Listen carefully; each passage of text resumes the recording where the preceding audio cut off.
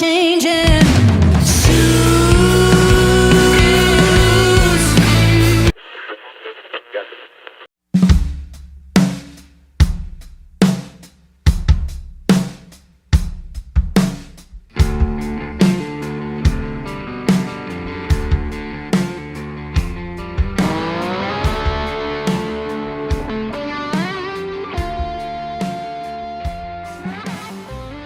Welcome to the All Things Blues and Southern Rock podcast, a southern storm of bold, liberating rock shot through with blues, soul, and gospel. And now, your hosts for the show, Brian Jones and Jason Johannes. Welcome to another episode of the All Things Blues and Southern Rock podcast, now on Pantheon Podcast for quite some time, where you can go there and listen to your favorite music genre podcast. With me always is Jason. And what's going on with this episode? It's not just another episode, Brian. It's our 300th episode, it's man. Come on. 300th episode. 300. That's like 103 times. If my math is right. That's like 300 times. Yes. It's like... That's how many years? Like six years? Yeah. Six. It doesn't seem like that, but it's gone by fast.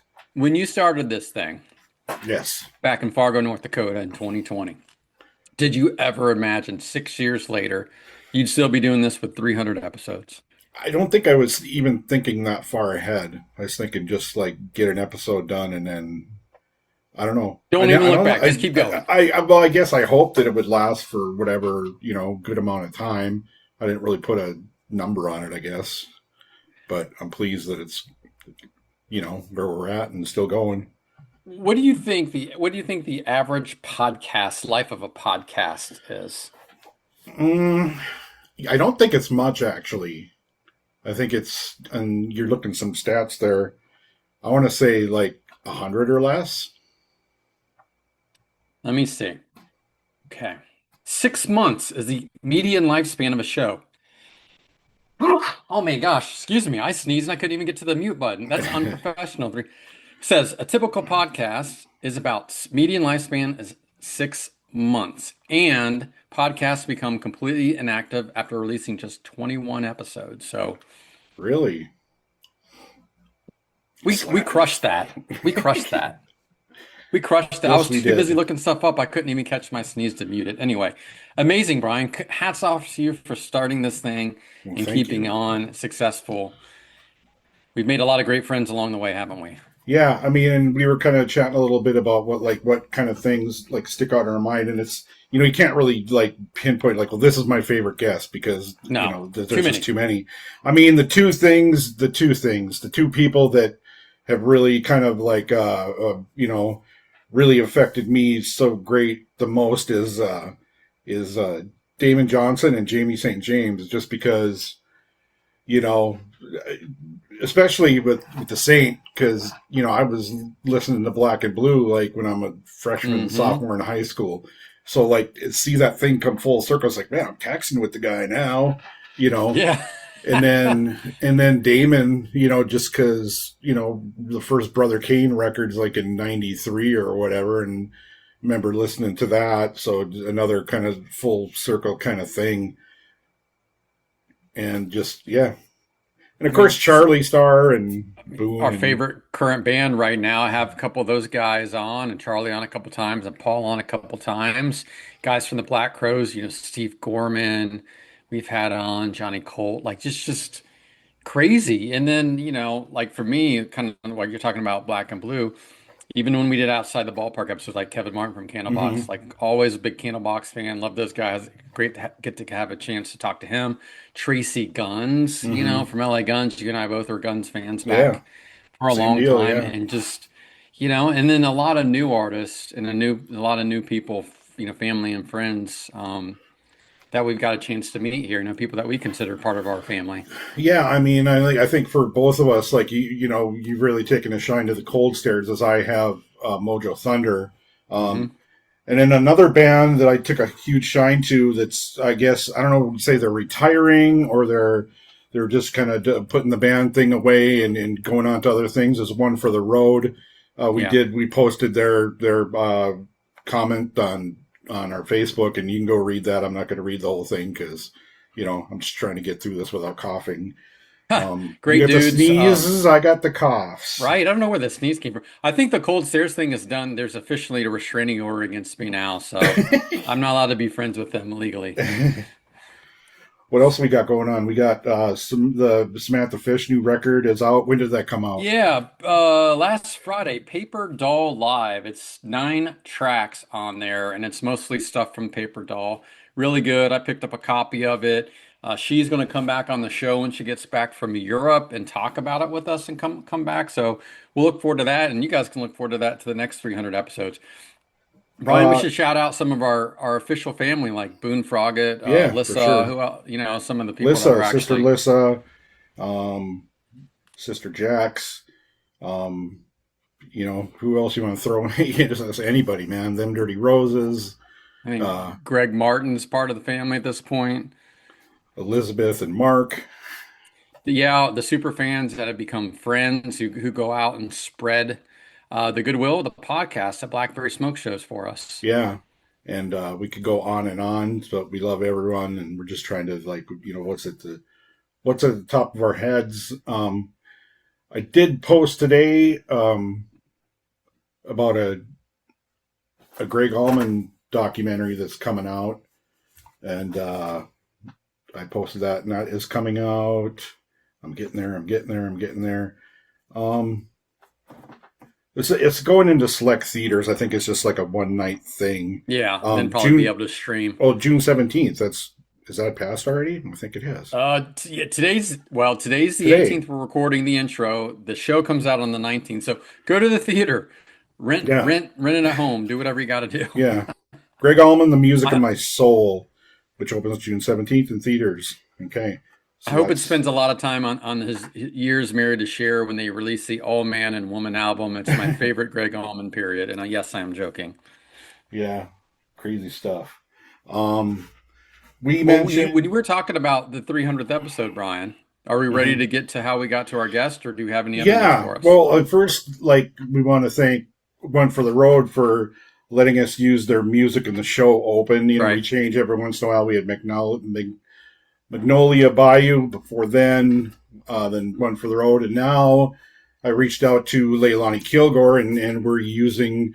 She is cool about us using, and you already heard it in the open from her song Spanish Moss. So that's very cool, and off her last album, Tell Your Ghost, which is a great record. Yeah, and it's a good segue too, because like when you're saying how did we get to the 300th, are we going into the guest, or is there something else that?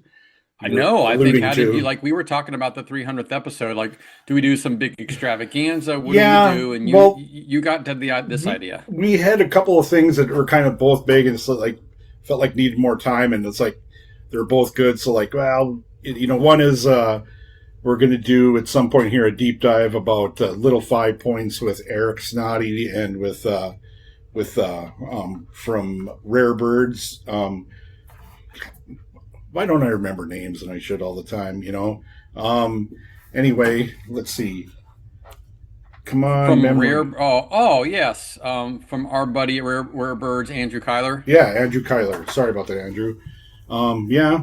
And then doing a deep dive on the Kentucky Headhunters at some point, and got the other admin from the Next of Kin fan Facebook page of the Headhunters, and that's who I've reached out to so far, but that'll come together at some point. So those are kind of just like offsetting penalties in football. Like one couldn't be bigger than the other.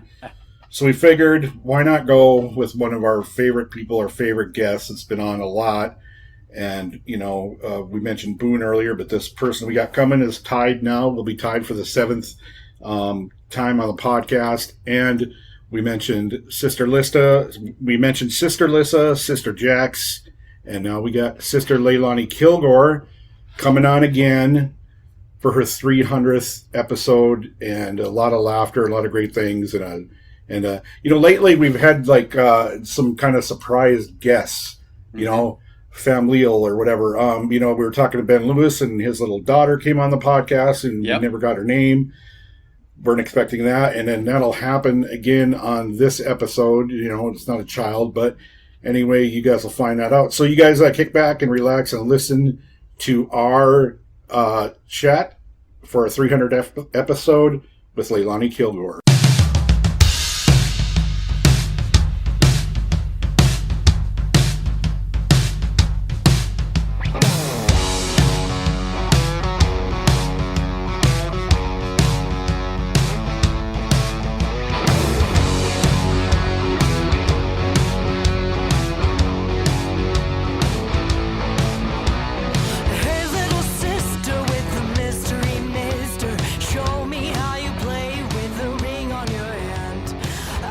We're here at the guest segment of this 300th episode of the All Things Blues and Southern Rock podcast. 300. And Jason is going to introduce our wonderful, awesome guest. This is a great friend of ours that we love dearly. So take it away, Jason. Well, Brian and I were debating what should we do to celebrate 300 episodes. And we thought, hey, what's one person that always makes a great episode for us, that fits in perfectly, that understands our dumb humor, has been on a lot, has co-hosted or facilitated roundtables. She's awesome. She's got some new stuff going on. We're going to talk about that, but mostly we're going to just bullshit and reminisce about 300 episodes coming to us for the 7th time. And if I do the math correctly, that's once every 48.3 episodes. It's the great Leilani Kilgore. How you doing? Did you do that on the fly, or was that prep? I'm like Rain Man, man. I just did it. No, I used a calculator before we got on when Brian told me it was seven times. That was incredible. I'm honored. I'm super stoked. Are you? Is this, like, could you imagine at this point of your career, like this, you're gonna be like, this is what you're gonna get, 300. 3 is my favorite number, and honestly, like, my competitive nature is thrilled right now that I get to be the person on the 300th episode. That is awesome. And tied for the most visits. So, we agree. I'm gonna celebrate with a beverage too. I love that. I don't know if you guys could hear that. And I'm That drinking sounds it. refreshing. It's a Topo Chico lime with mint extract sparkling water.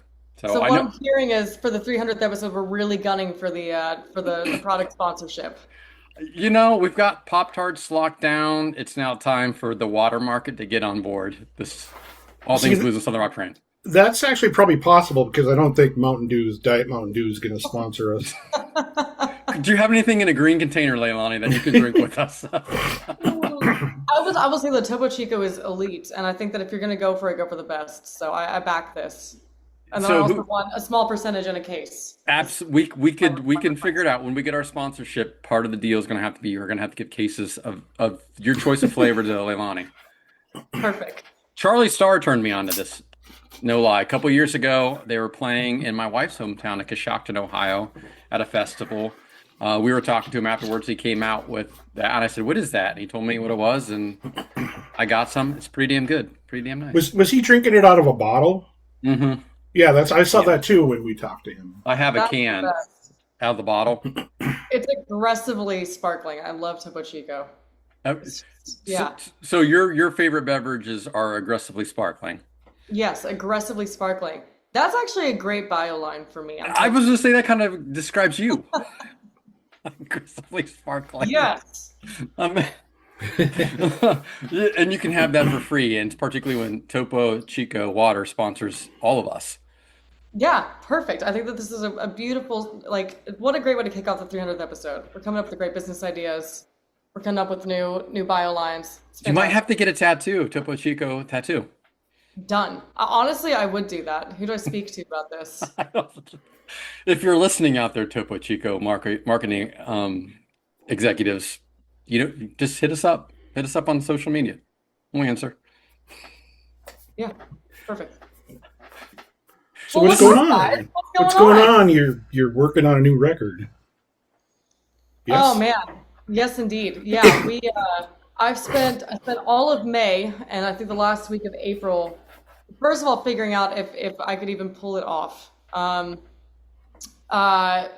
I got approached by a producer, Paul Eversold. Actually, his manager approached me, and I thought it was a spam email because it was really weird and vague and had like maybe 2 or 3 sentences with very little information. Basically just saying, hey, I represent this producer, and would you want to have a meeting with him? And I almost like didn't like respond. And then I think I like looked up the name of Paul Eversold, and I was like, okay, well, it's a real person. And then I couldn't find anything on his manager, so I was like, well, 50-50 chance. I think I was bored probably, and I was like, well, that's the worst thing gonna happen. So we had a meeting set up, and to Paul's credit, he was like, I don't know who the fuck you are, but my manager said that I should probably work with you.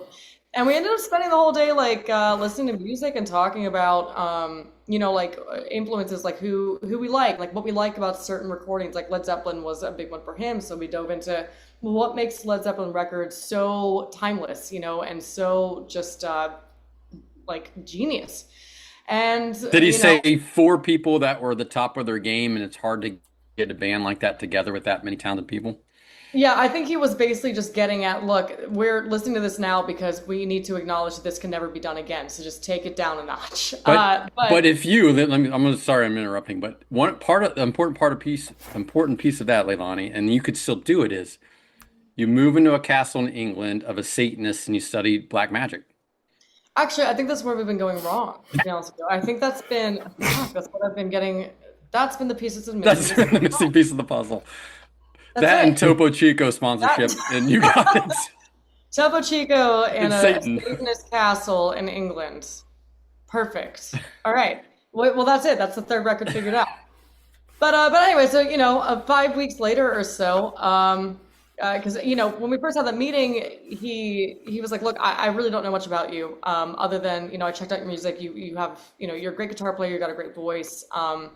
But we need to see if this is going to be like a feasible working relationship. Do we even like each other as people? Is this going to be, are we copacetic in how we approach music and writing and production? And so we ended the meeting kind of like on a weird note of like, well, maybe if we work together, we'll just start out with like writing, like a song together and seeing what that relationship is like. Or, maybe we'll do like, maybe we can get in the studio and just cut something and just see what happens. And I think like the following week, we had a secondary meeting on the calendar. So I went over, and I was under the impression like, I don't even know if we're working together. I don't know if this guy's gonna, deep dive into my catalog and decide it's a good fit or not. I really, or maybe it'll just be the one song. Maybe we'll just do something I already have, And right off the bat in the second meeting, he was like, okay, I've thought about this. I've looked at your music. I've checked you out. Like, I've really gotten into it. And he was like, I think the best thing for both of us is to do a record together. I think I can really help. And then it was off to the races. We spent 5 weeks getting together 2-3 times a week, going over songs that I already had, going over stuff that, he had written that hadn't been recorded yet, kind of collaborating on things. And yesterday was kind of the culmination of that, with 3 9-hour studio days, 14 songs, and going to knock out, vocal and solo overdubs, hopefully within the next, or not solo overdubs, but we're going to do rhythm and vocals within like the next week. And going on from there. 14 songs. You're saying you already had some material you brought to him. How did you get this other material?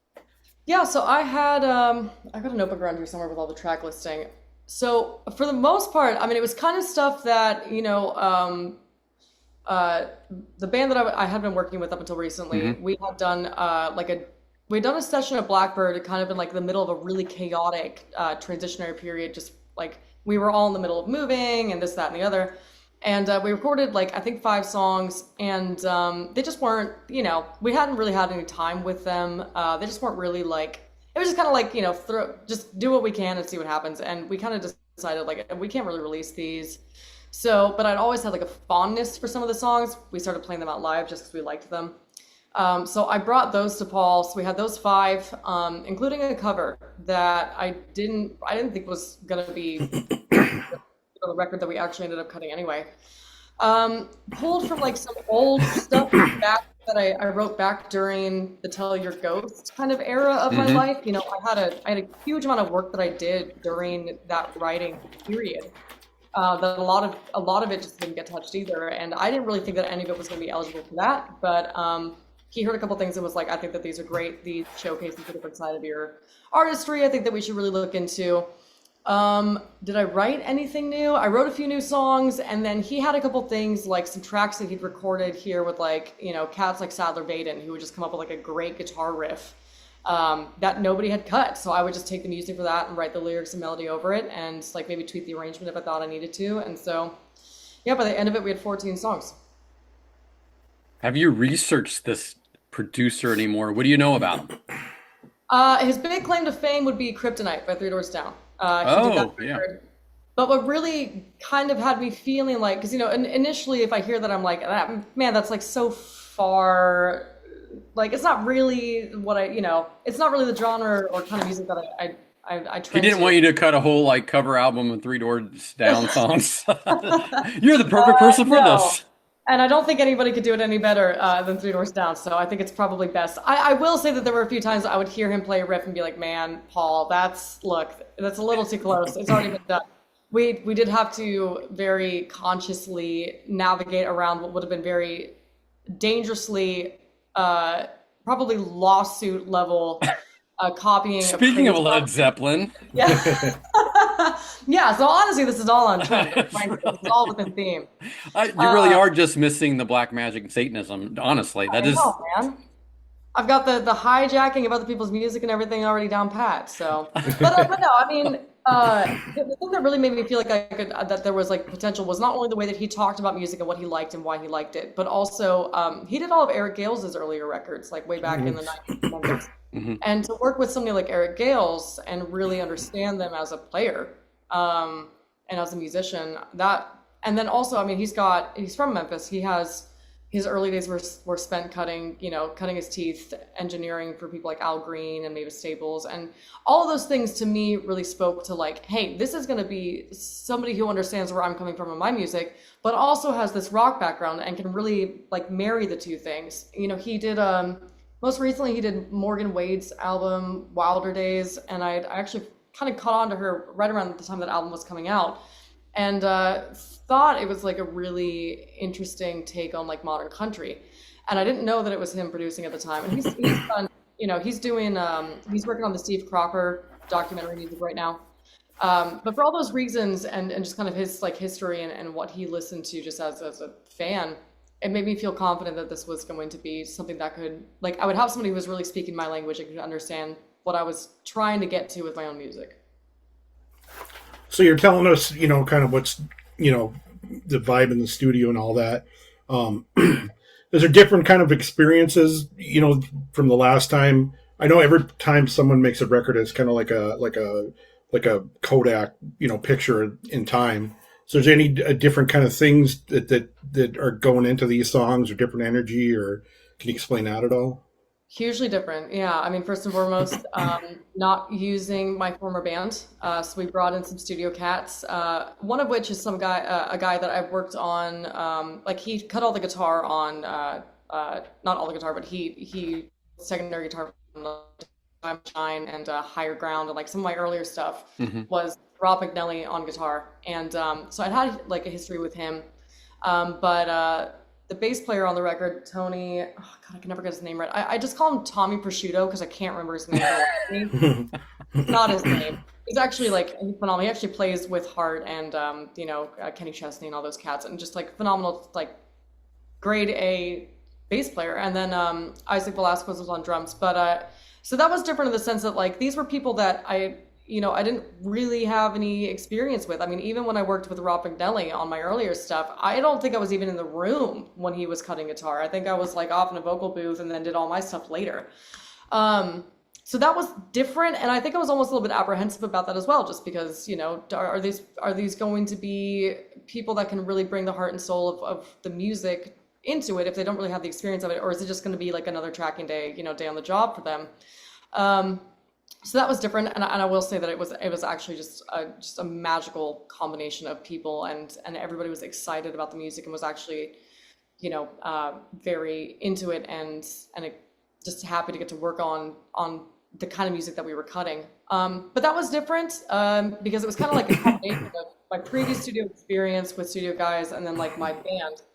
because this time around we kind of took the best of both worlds. We had the musicians and the pedigree, but then we were also all in the room together rehearsing on the floor as a band during the sessions and just playing the songs over and over and over and like, well, hey, what if we tried this? Or like, experimenting with different things, and then eventually just getting to the point where we were all very locked in on the song, and that was the take.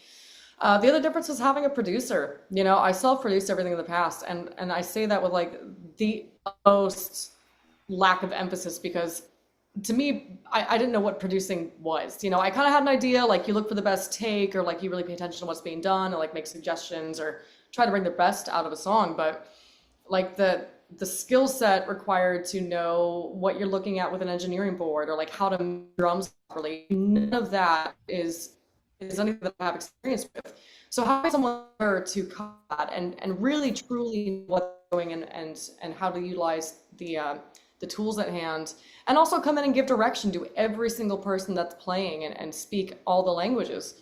It was actually a huge relief for me, and also made me realize like and respect what a producer does in those situations. It's such an incredibly involved job and requires so much care and thought and knowledge. So it was really different in that regard as well. Yeah, no, the last album, you were kind of the boss of everything. Your band, your music, kind of doing everything yourself. What was it like this time when you could just focus on just doing the music? Yeah, I mean, there was still that element of like, these are my songs, and I mean, even the things, there was one song that somebody else had written that Paul had that I just thought was so good, and I just wanted so badly to be the person to cut it that I was happy to not touch it.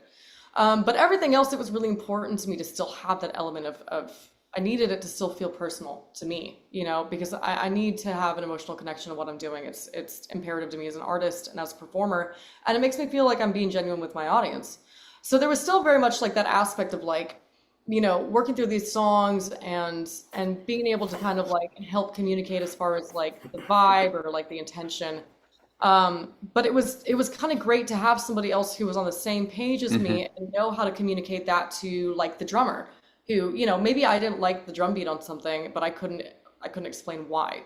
And I had somebody there who was able to clearly express, hey, like, I think this song needs to be treated like this per se. That being said, I was hugely relieved to not have to be the one running between the control room and the recording room and like try to like have an air of I knew what I was doing, because I definitely didn't. And then, I just got to like sit back and like focus on what was going on around me and make sure that I was doing the best job I could do as the artist and as a guitar player and as a member of a band for that day. I know, I always get the sense of most artists,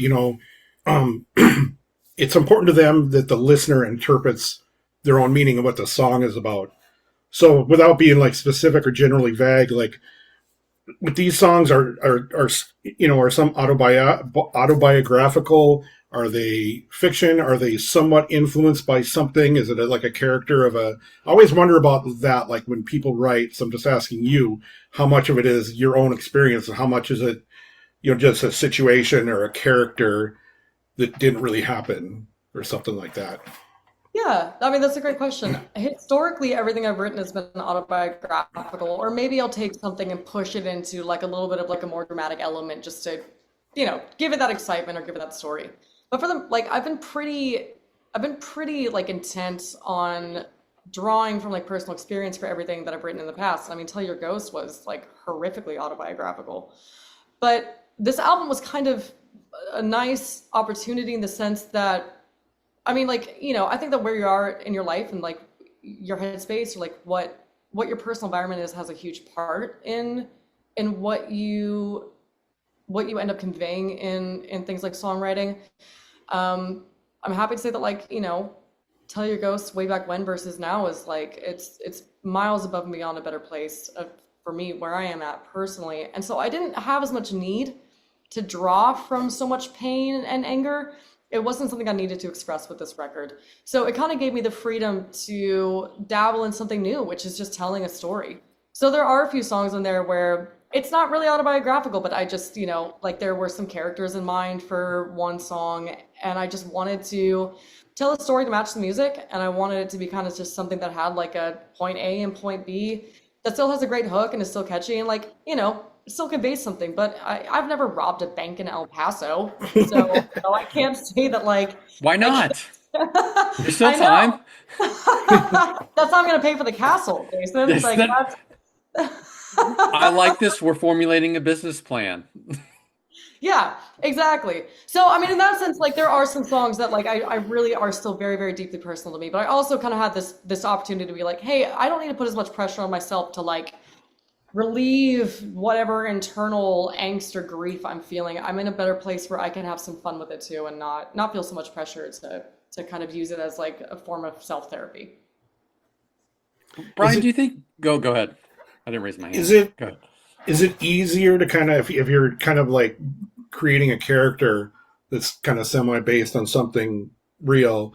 Is it easier either way to write something very deeply personal or something kind of like influenced by something that's partly a character and Yeah, I think so. I mean, I think it kind of depends. Like, I think it could be case by case, right? Like, there's a song on the record that is strictly just, the one mentioning robbing a bank in El Paso. I just wanted to tell the story about these two people that were in love and on the run. And for me, it just felt like maybe there's a part of me that, in like another life experienced that or something. But I've always loved that kind of like Thelma and Louise sort of, wild at heart kind of storyline for people. And so I think a part of me like kind of enjoyed putting myself in that character's place and like, okay, like, how would this feel? What would this situation look like? What would I do? But then there's another part of me that will, imagine a scenario or a place that maybe I wasn't personally in. And I still want to glean a little bit of connection from that. So I'll intertwine maybe my own experience or feeling to it.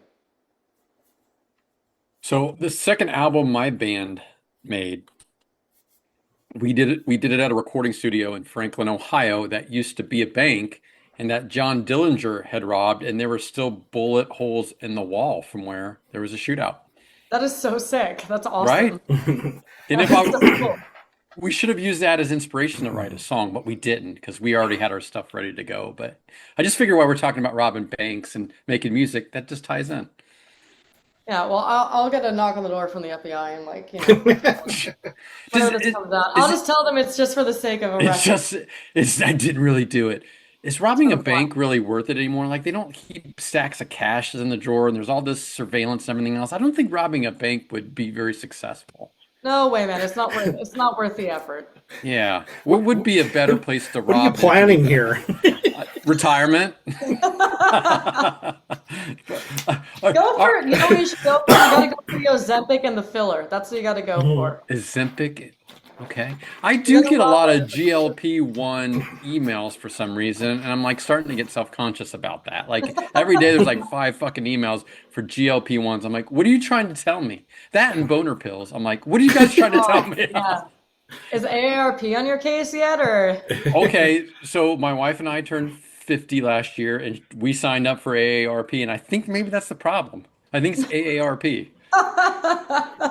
They're all working together. I That's really think what's they really happening. are. I'm like, save it for later when I need both of those issues. But right now, I'm good.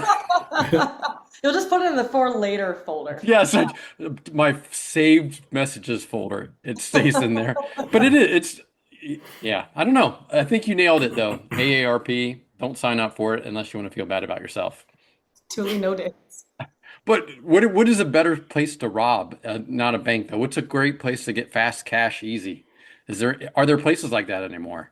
I would say any pharmacy. Think about the price of Ooh, prescription drugs right now. yeah. And plus they're also carrying, they're carrying Botox, they're carrying Ozempic, but I mean like even like it's and on a more serious note, I think it's fucking criminal, but the cost of like diabetes medicine right now is Right. unobtainable. Insulin. Crazy. No, go for that. Go for the pharmacies. That's my I pro was tip. going to say a small diner, small town diners. That's true. If you go, yeah, I guess you go to like I don't even know where like Topeka, Kansas or something, maybe something on the One that side. only takes cash, no credit, so Yeah, you know there's only cash there. Are exactly. you are you still accepting money for your like GoFundMe for this album? Yeah, so I mean, yeah. So long story short, yes, because this record is it's nowhere near done. I feel like I'm 30% done with it, even after doing all the tracking already. There's so much more. It's so much more that goes into a record than I think people realize. And so for that reason, yeah, I still happily accepting donations. This is a $35,000 record, at minimum, and that is a high price for an independent artist. So Yeah. we're at 39.9% of the fundraising goal. I've been selling guitars and gear and doing whatever I Oh can. no. What have you sold? I sold a Telly. I've sold a couple Les Pauls. So just because honestly, it's nice to say that I have 28 guitars, but this Yeah. record means so much to me. It means You know who so likes guitars? who likes guitars? Dude, let's have a conversation. Hey, by the way, I want to call out UPS real quick because somebody bought a guitar for me and I've never had an issue with them and didn't wash them, box it up, and they sent it off to somebody. We don't know where it went.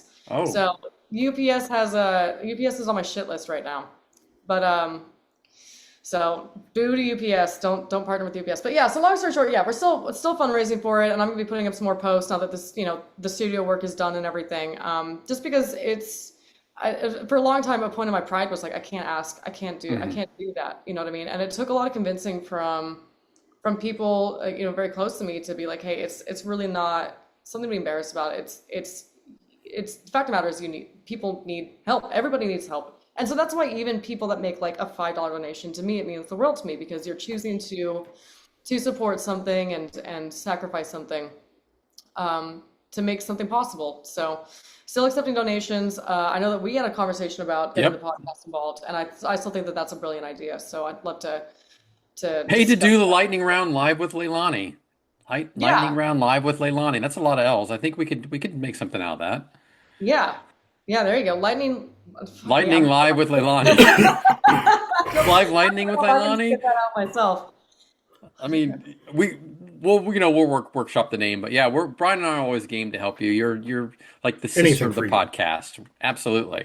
Well, thank you so much for even just like sharing what you have so far, and it really does mean a lot to me. And I think more than anything, having the mindset of realizing like there are some people out there that actually like feeling like they're a part of something and supporting. And so like I'm happy to give that opportunity, but also more than anything, it really, and that's why I have this like kind of give back tier system in place as well, and just trying to help people feel a little bit more like involved and like they're getting something in return for what they're donating. So, and that's a pretty common way these days to crowdfund a lot of different things. You took part last year in a fundraiser for our buddy Jay from the Hook Rocks. Absolutely. A lot of people get their medical stuff paid for. They get a movie made. They get a video game made. They get an album made. That's just kind of a normal thing these days. Yeah, I think when I first started working with people on a professional level, I'd had somebody I was working with tell me you can never do that. It looks bad, and I think I really took that to heart and carried that with me for a long time, and felt a lot of shame around that. And I think there's still a part of me, honestly, a small part of me that still feels wants to feel embarrassed, like, well, it's signifying that you cannot do it yourself. But I don't know how anybody as an independent artist who isn't at a certain tier is able to fund a record that's really being done seriously and on a new level. And 90% of artists, I'm making that number up, but it's probably close to accurate, are independent, and you guys have to go through this process. You don't have labels and things funding like they used to in the good old days when Brian and I were kids. Yeah. So yeah, and I do just want to clarify again that like it's I'm not always great with timelines, but it really is important to me to make sure that people are feeling like they are involved and they are getting something back, and genuinely just express my gratitude again for any donation. Even just spreading the word is helpful. Or showing up on a podcast 300th episode. The greatest marketing you could possibly have. This is the easiest and the most fun marketing. Everything else is a chore. I don't have to edit this into a 60-second Instagram reel, so I'm happy. No, and you can sometimes pretend like it never happened if you really wanted to, and it won't make a difference. There's a lot of options with this. I just want my Topo Chico, man. We're gonna It's gonna be the Topo Chico album, sponsored by Topo Chico. Yeah, that's gonna be the footer at the bottom of the album artwork. You're gonna do a cover of "Escape the Pina Colada Song," except you're gonna change Pina Colada to Topo Chico. Yeah, perfect. There's so many options here, you know. The worst song ever made. But go ahead, Brian. Get us out of this conversation. Well, is there a release date for the record, or you have any idea generally, or vague title that you don't have to tell us, or do you have something in your head but you don't have to tell us because we want to, unless it's aggressively sparkling. Yeah, man, I've been struggling with that because initially I had the concept in my head. I was like, I could see I was gonna get a knuckle tattoo for this record, for the album artwork. And but the thing is, and I even had a song in mind that I wanted to have as like the title track for it, and I just like couldn't like figure it out or get it to like get to the right place. So I'm still like waffling between, I think initially when I sent out a newsletter about this record, I had said like Project, quote unquote, Wild Love. And I think that's a fantastic album title. But I also have an idea of what I want something with that title to sound like and what I want the inspiration behind it to be. And I think that like with everything else that's on this current record, it's just not touching on that as much as I want it to, because I really want it to be like an homage to a feeling and an experience. This record is so versatile. There's so many different things on it. The kind of album title that I'm toying with right now is taken from one of the songs that we cut that was originally part of that demo session I did back last year.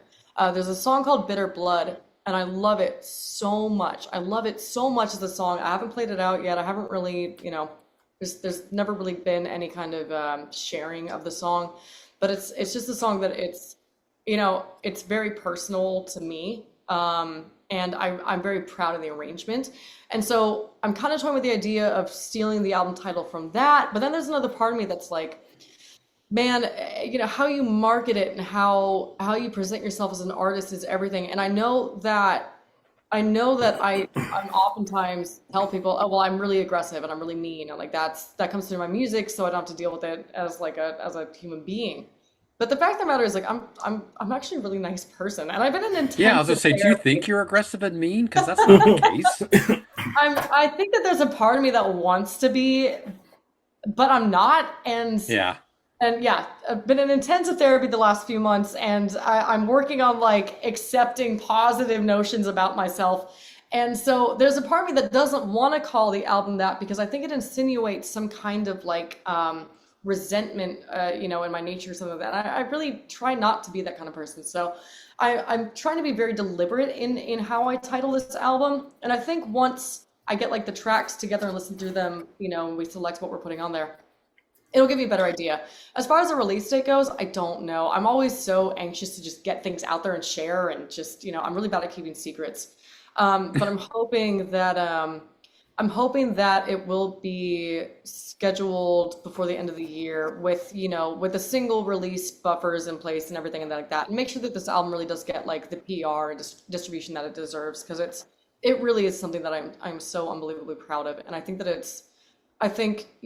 versus the first record where it was such a survival based thing for me, this is much more intentional, and this has purpose, and this has had a lot of thought and effort and care put into it. And I really just want to make sure that it gets treated appropriately.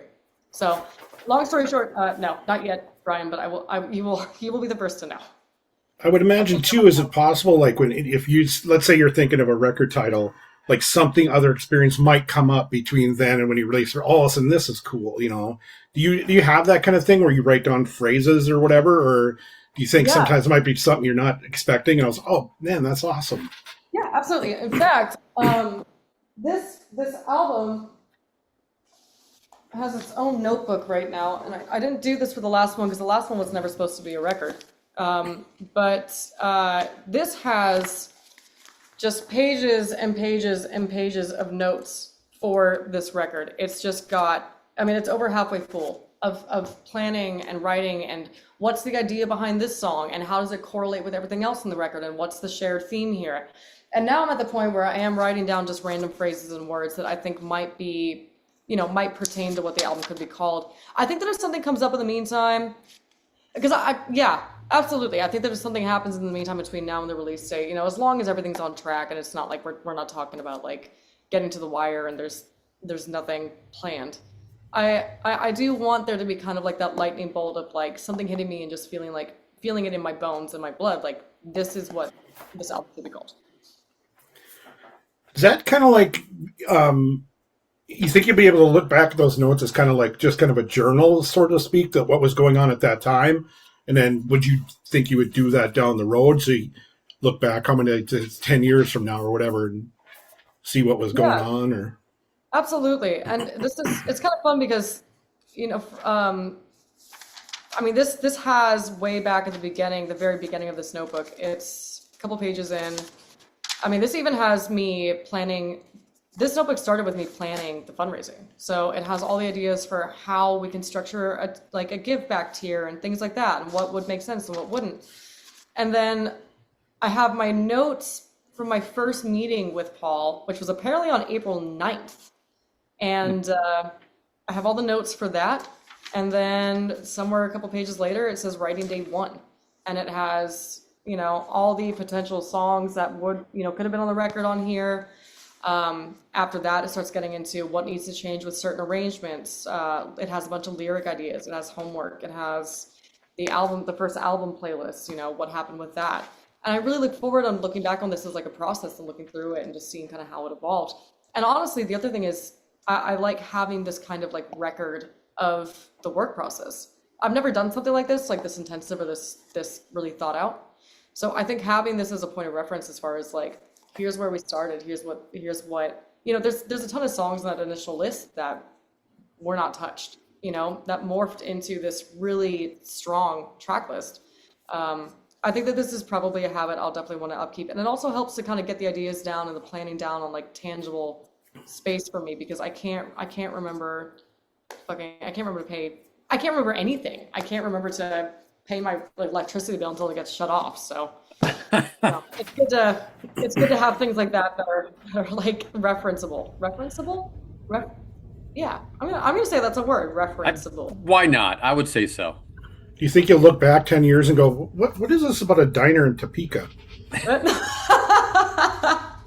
Yeah, absolutely. I have like a bunch of like scribbled out like first draft lyric pages on my desk right now, and I think I also have like some voice notes that I sent to Paul when we were working on stuff, and it's just kind of fun to hear all these really like early half-baked ideas. And I look forward to looking back on this in 10 years and just being like, man, like that was such a journey.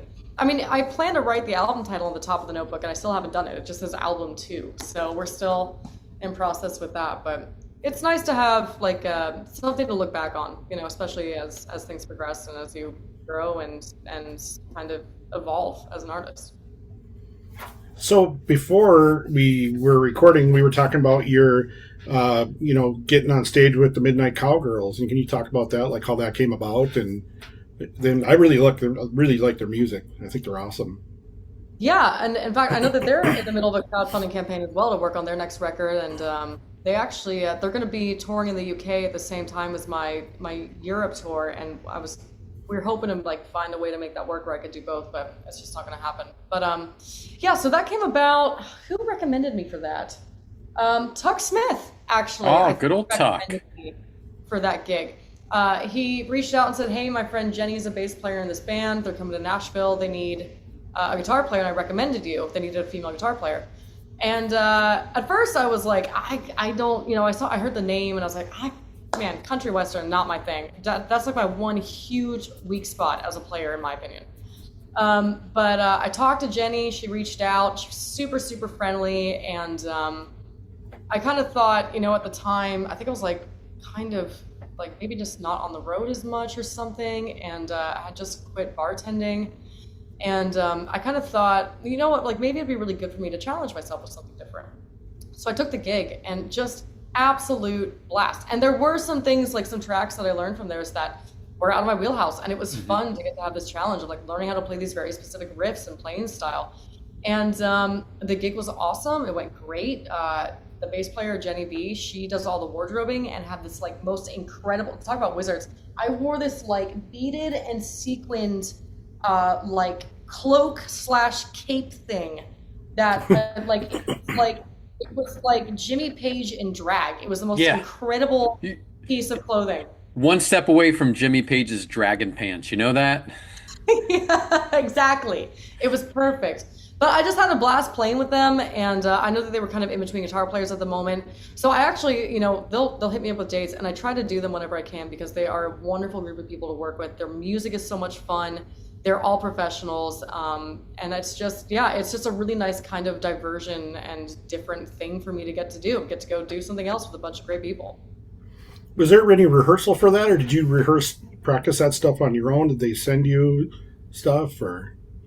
Yeah, I got some tracks beforehand. I do think it was a little bit short notice or something. I remember kind of panicking. But we did have 3 rehearsal days prior to that gig. They all came out to Nashville. They rented a rehearsal space, and we had 3 days. And I walked in like terrified. Like, I don't know if I can pull this off. I remember my partner having to deal with me. I was also very hungover. It was like the day we had a wedding somewhere the night before, and I woke up like still drunk.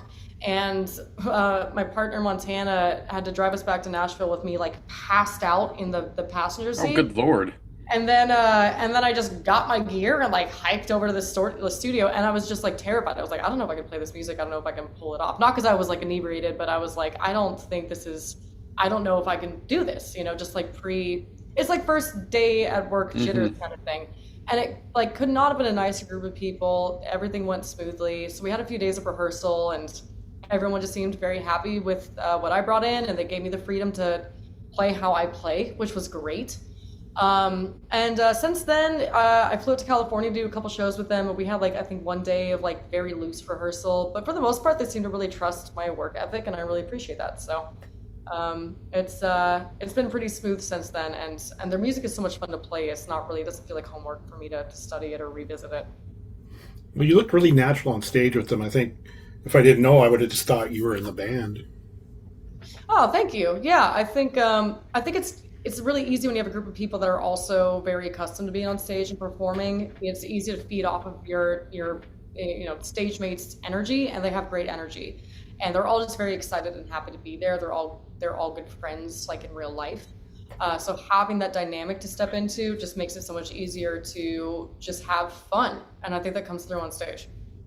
Do they, for some of their other gigs, do they add a guitar player, or in the studio? It's just the 4 of them, right? Yeah, for the most part, I think they prefer having an additional guitar player. I know that there's some other players that are kind of in rotation if I'm not available. Cassie, the other guitar player that's a staple in the band, she has her own band called the Anti-Groupies, which is this killer all-female like punk rock. Love the name. Yeah, badass. And I think the guitar player that she works with in that band will step in. So just it kind of depends on availability, but I think they normally prefer having, an additional guitar player.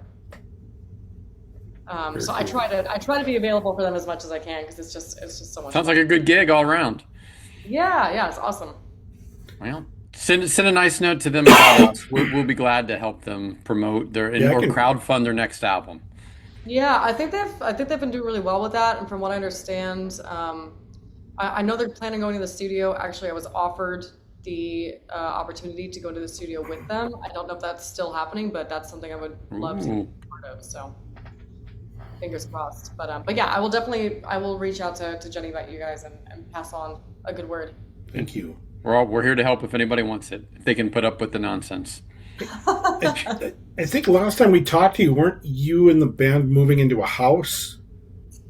We did. And that was right before we did those demos, and we all moved into a house, and then I fell in love a month later and unceremoniously moved out on accident. I just didn't want to be away from my partner, my boyfriend at the time. Now my fiance / Yes, husband. speaking of aggressively sparkling, I did notice that on your left hand. Yep, he did good. He did really good. We're actually we're taking a really nice and very well-timed accidentally break. We're having our wedding ceremony in Iceland in about. Oh, jeez!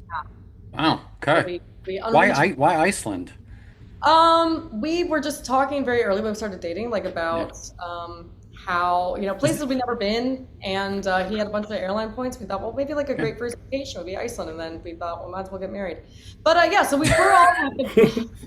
Why not? We were all in a house together. David never officially moved in. David ended up in Connecticut, back in Connecticut with his wife. And then after I met Montana, I just ended up staying over at his place like all the time. And then we kind of decided we should just get our own place. So I'm now here in this house, but John and Josh have this wonderful like 3-story or 4-story house themselves at this point, which I'm sure they are thoroughly enjoying. They don't have to worry about me, leaving, I don't know, cups out or whatever I do.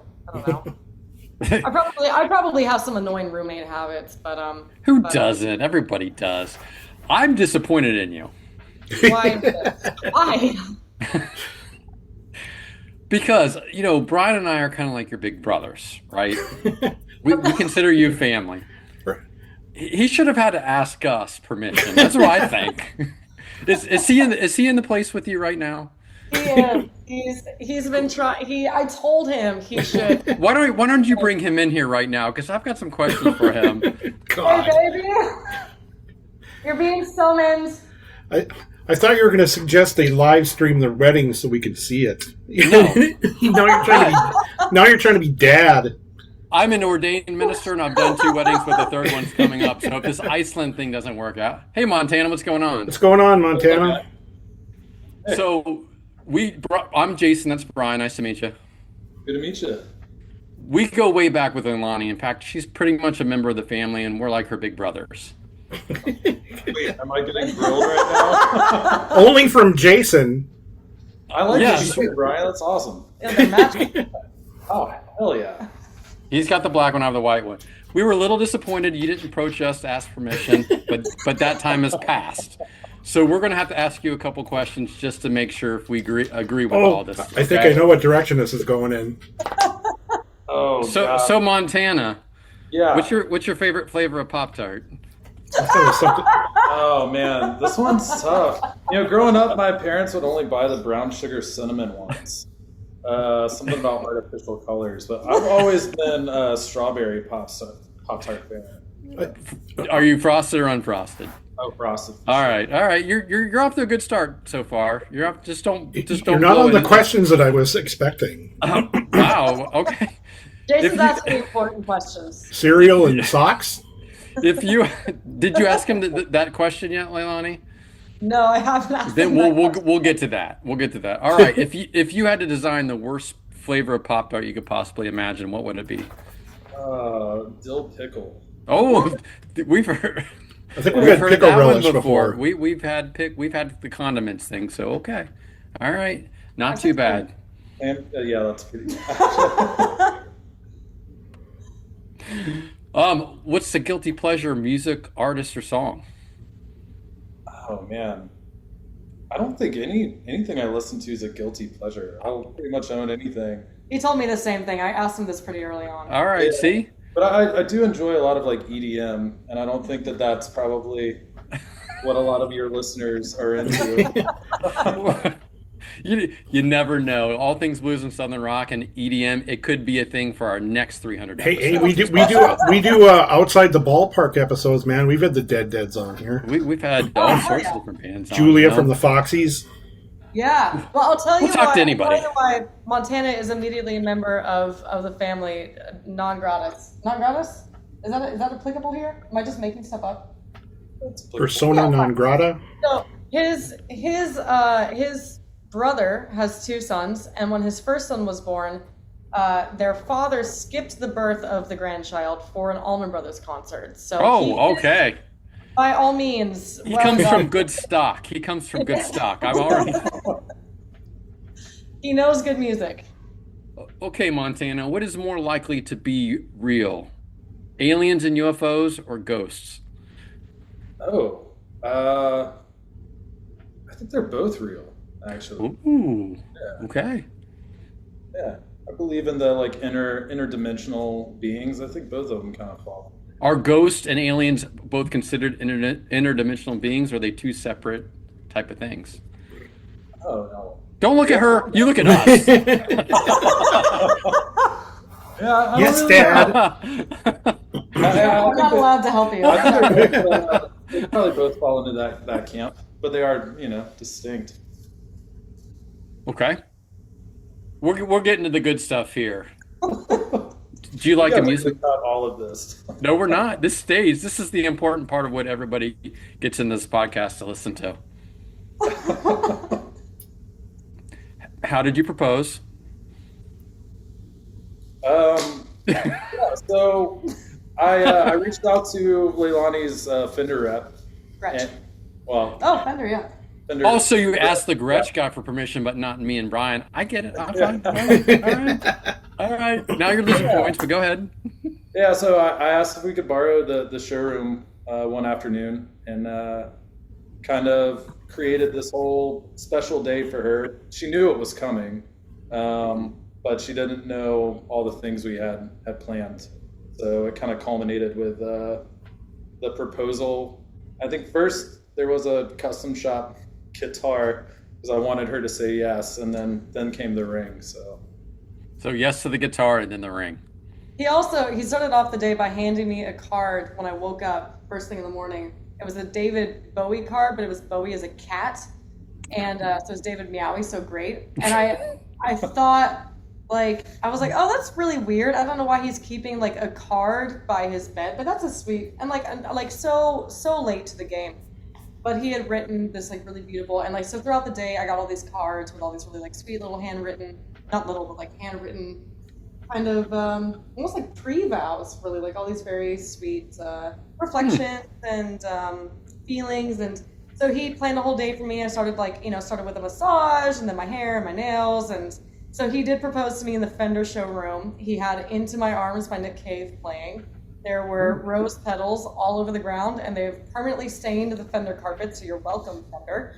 And with Fender's decision on what they're doing now in the lawsuit, fuck those guys. And he did. And if you're still an artist, I take it all back. From Fender artists. So I'm no comment on that. But I will say, man, that Fender Custom Shop 62 matching headstock candy apple red Jazzmaster reissue is pretty sweet. So I bet it is. All right. Well, what's that cut on that ring? Is that an emerald cut? What do we got there? Yeah, it's an emerald cut. That's what my wife has, and it's a very nice cut. So I would like the emerald cut. All right, Montana. Brian, what do we think? Are you doing the suit cereal and milk and socks? Oh, and shoes? shoot. Yeah, okay, that's right. See, I thought that's where you were going right away. These are Leilani's questions, so just so you know, they're hers. And I can't believe she didn't ask you those. It was my first interview with you guys. No, it was like your third or fourth, maybe. Second, third. If I had any questions, and I Yes. asked the most fucking outrageous, pointless questions, and they've held on to it this whole time. So Yes, I think we probably owe you money for using your trademark questions at some point. So that's why we feel obligated to donate to your new record, because we owe you. All right. Last two questions, Montana, and you better do well, because this is going to tell everything. When making a bowl of cereal, do you first put the cereal in the bowl and then the milk, or the milk and then the cereal on top of it? God.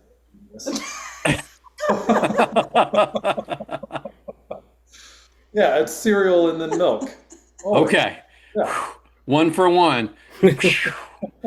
1 for 1. All right, the last one, and probably the most important question. When putting on your shoes, do you first put a sock on the same foot and then the shoe on the same foot and then move to the other one? Or you do sock, shoe, shoe? I'm not a serial killer.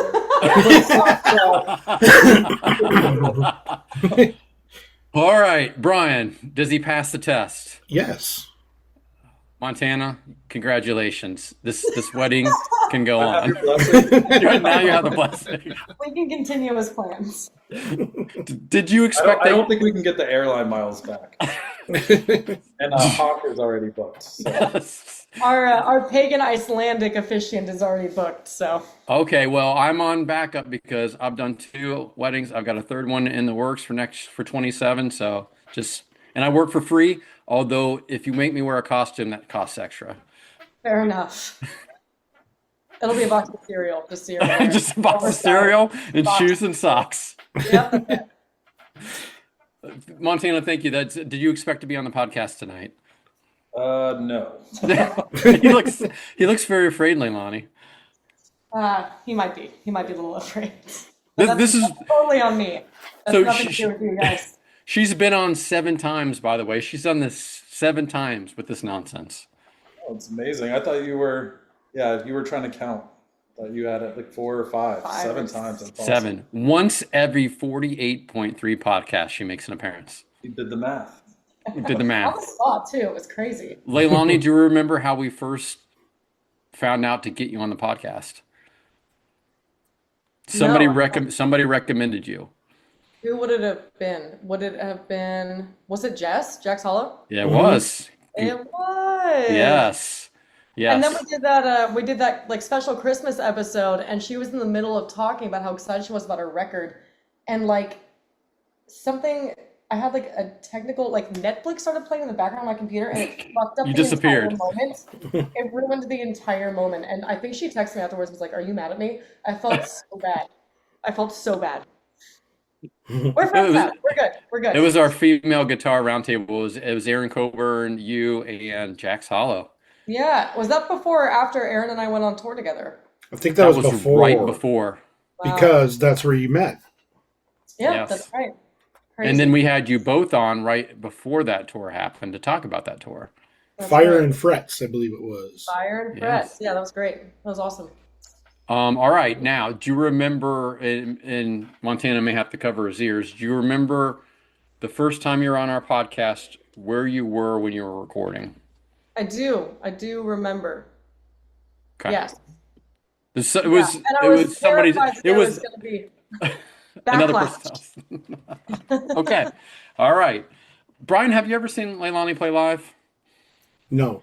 Okay. Then this is good. Then I'm going to Not be in reading person. that. Not in person, no.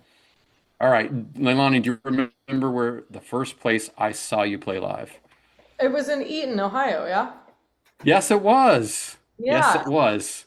And I drove all the way from Columbus for 2 hours because I'd played that before, and I'm like, she's going to need a friend.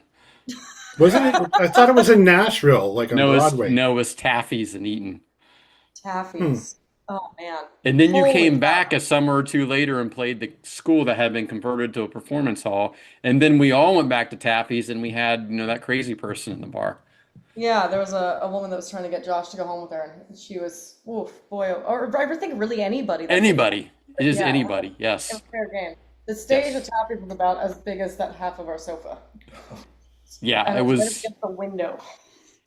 I had a 5-piece band at that time, and imagine trying to get everybody on a 5-piece band there. I cannot. I don't want to. That's, I feel like at some point we discussed even having Josh stand on the ground during the set. Yes. Like how badly does the bass player really need to be on stage? Exactly. Josh is a tall guy. You could see him from anywhere, anyways. All right. I don't. Brian, do you have any Leilani trivia questions? Because I ran out of trivia. I don't think so, no. No. Trivia questions. All right. The last appearance on the podcast, you had food delivered to your house during the podcast. What was it? It was Thai food. Yes, it was Thai food. And you waited till the end to go get it. Like it was sitting on your front porch getting cold. Yeah. I got it an hour later. It was mostly lukewarm. It was fine. It was all right. No food poisoning? No food. I don't remember. Maybe. Who knows? I would have probably trauma blocked it. You trauma blocked it. Montana, are you a Thai food fan? Are you going to be able to go out with Leilani and get Thai food? Yeah, I mean, probably once every couple weeks we order Thai. So Yeah. Still ordering in Thai. Nothing's changed.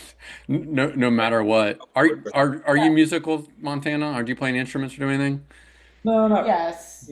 no. I mean, no. Not. I know a few chords on guitar, and Okay. I think the first time I took a shower at his place, I was serenaded by the sounds of a hand pan. Oh fuck. a hand pan. Oh, yes. Yeah, it's kind of like the steel drum percussive instrument.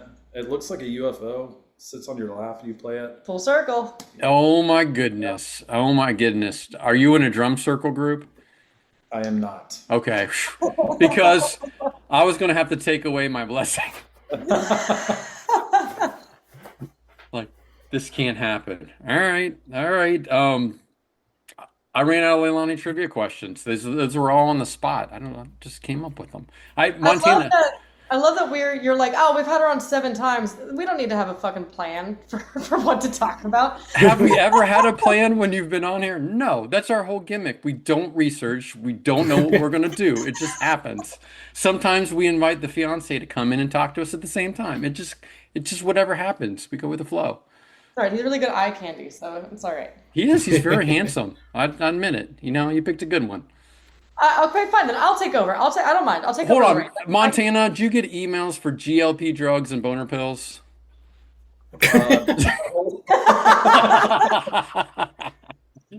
Good show. And then he's doing all right. Then you're good. I'm happy to take the lead on this interview. I will take over. Okay. I will pull. Okay, what is the worst album you can play on a first date? The worst album you could. Brian, do you have an answer to that? How about a song? Yeah, song is fair. Well, we can go worst song. Maybe people like, but I don't know who does it. In history, you'll remember me. In history.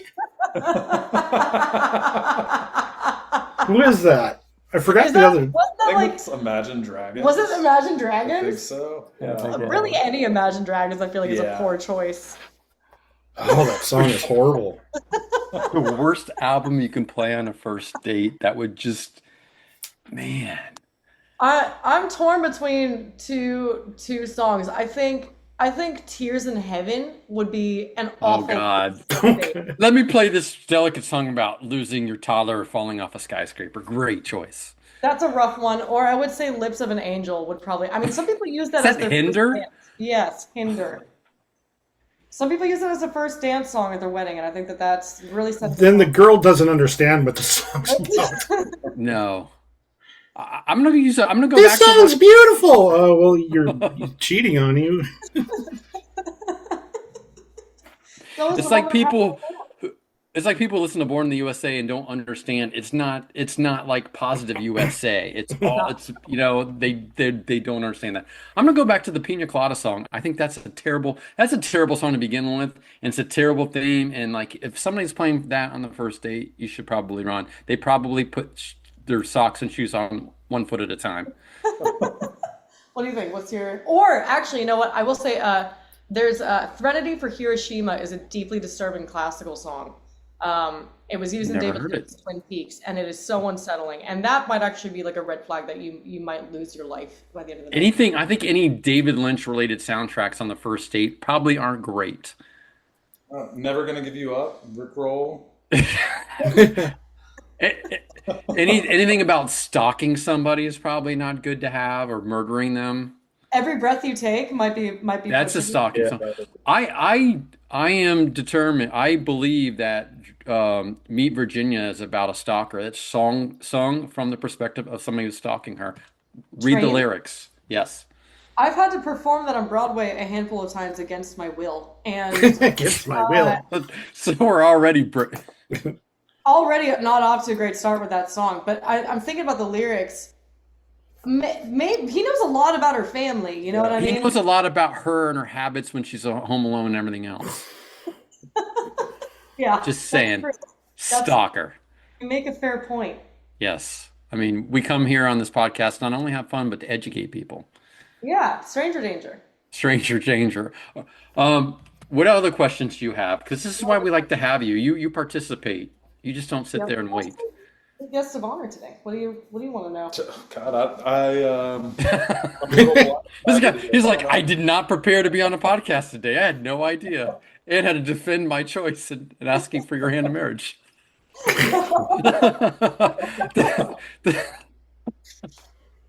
I don't know. I don't want to offend any. Have you? All right, let me throw this question out. Have any of the three of you, have anybody ever walked out of a movie theater that you paid for? Walked out of a movie. I did fall asleep during The Brutalist for like 8 minutes. So. Oh, really? And Is I that the love what's his name? Who always does those terrible sad movies? Adrian Brody. Adrian Brody. Yes. I actually loved the movie, but I must have just been, I don't know. I was so comfy. I was there an intermission in Nosferatu? I think I got close to walking out of Nosferatu. Yeah, that's a pretty long one. Yeah, that's a long one. Just because I was so anxious. My anxiety was off the charts. What about you? Have you ever walked out on a movie? I don't think so. I wanted to walk out of Despicable Me 4, but I just had You had nephews. Oh, to. You couldn't abandon your nephews. out of all the movies, Despicable Me 4 is the one that just broke you. Have I you just guys can't watched take that? another minion. Yeah, he can't do it. Any more of the yellow and blue, it sends him into a rage. He sees yellow and he's just out of control. Brian, how about you? Have you ever walked out of a movie? I don't think so. No. Hmm. No.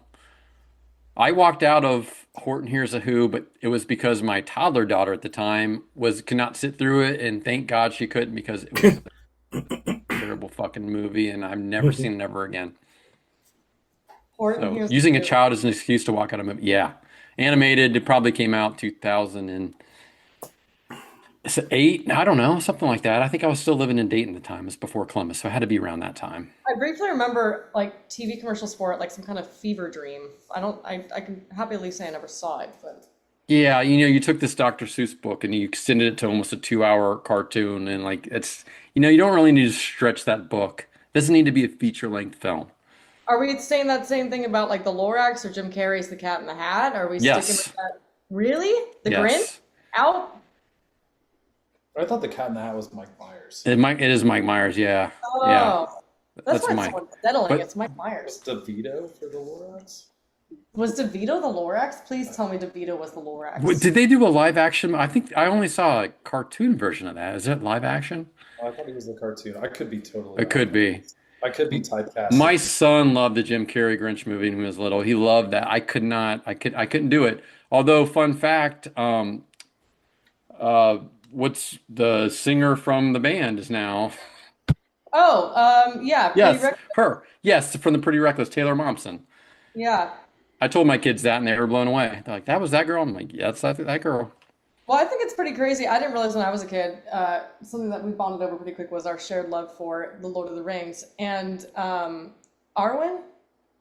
Arwen is Steven Tyler's daughter. Did not know Yes, that. For a long- Liv Tyler. Yep. Yeah. Well, I mean, it makes sense when you put it that way. But yeah, at the Empire time, Records. yeah. She was in that. Did you guys watch Empire Records, or is that a little bit before your time? Oh God, Chess they're Records. thinking about it. Yeah, I haven't seen it. It Yeah. came out in the 90s. Oh my God. All right. Liv Tyler's in it. Renee Zellweger before she was Renee Zellweger is in it. Fuck, now I feel this is fantastic. All right. I think your insert about the emails is really kind of what tipped the cat. Fucking not. You missed that part of the conversation, Montana, where I signed up for AARP and now I get only emails for those two type of drugs. So we talked about the importance thing here. Leilani, did you have any other questions for us? Yeah, who's been your favorite? Did you have a guest that was surprisingly wonderful this year so far, or any new guests that you have an extreme fondness for after a first interview? Ooh, that's a great question, Brian. I mean, that happens actually kind of often if it's someone that we don't know about, or we'll have like one of our, whatever, their contacts, manager, rep, Mhm. whatever, suggest have this person on and you'll listen to a little bit of their music. And I don't know if this is in our wheelhouse. And those are the ones that are usually the most surprising, like, come Alex back Kilroy. anytime, Alex Yeah. Kilroy, that was one. Yeah. Romanian blues guy. I'll tell you a more known name that I was really surprised by, Samantha Fish. And She's wonderful.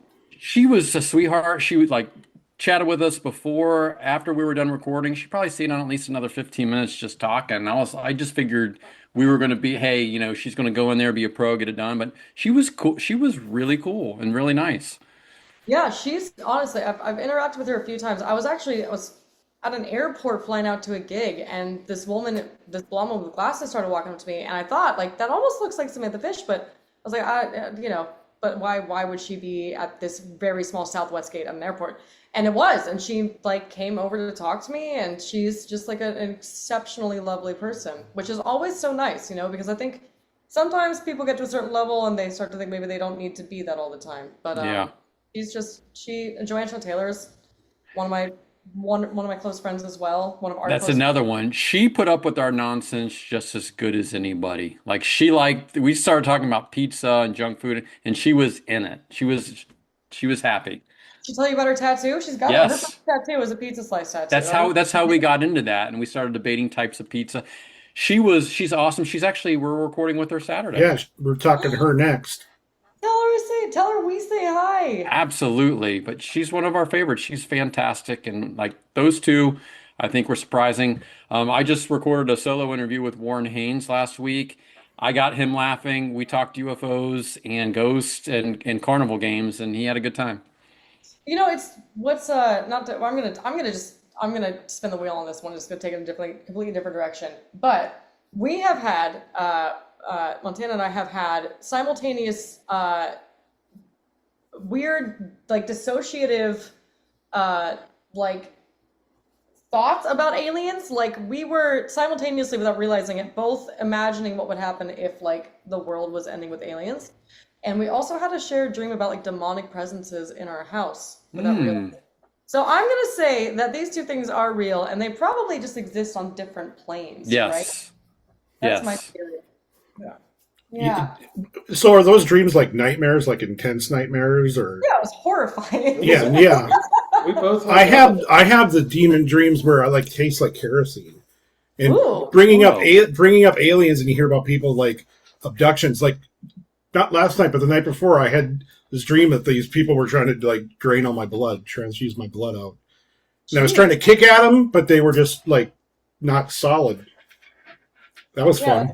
That was kind of your whole thing too. They were coming out of screens, or they're interdimensional or something, or Yeah, they're just beyond the veil. They're all around us all the time. and they're sick of our shit, frankly. So. I think we're the universes or extra dimensional like reality show our planet. It's like we are the fucking Jersey Shore of every dimension in the universe.